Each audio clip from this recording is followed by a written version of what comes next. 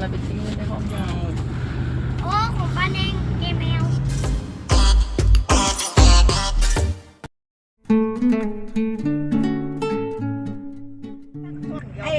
อ้อยเลยไม่ได้เข้าห้องน้ำเลยมันไม่ใช่ชักโครกมันนั่งไม่ได้พี่ก็ดูสภาพขาหนูเนี่ยที่หนูไปนวดมามันยังไม่ดีขึ้นเลยดีๆหาย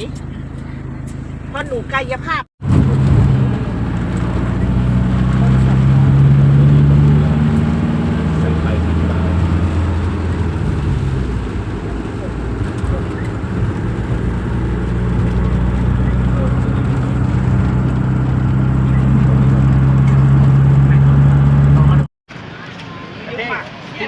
คุยเช้าเรามาตรงนี้ป้าก็เลยถ่ายนี่เลยอ๋อได้นี่ครับเป้านี่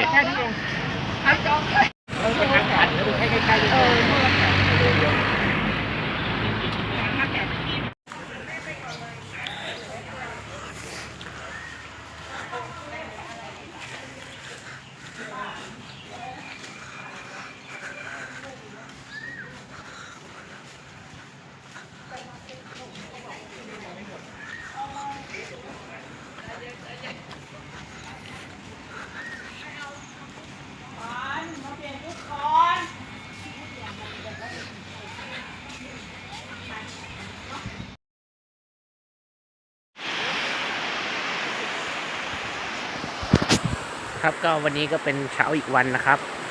สำหรับการมาเที่ยวนะครับที่จันทบุรีครับก็เห็นอะไรหลายๆอย่างนะครับนานๆทีได้มาเที่ยวทะเลครั้งหนึ่งนะครับเมื่อวานเป็นวันเกิดผมนะครับก็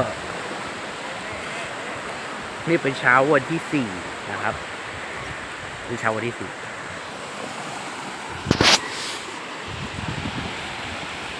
นี่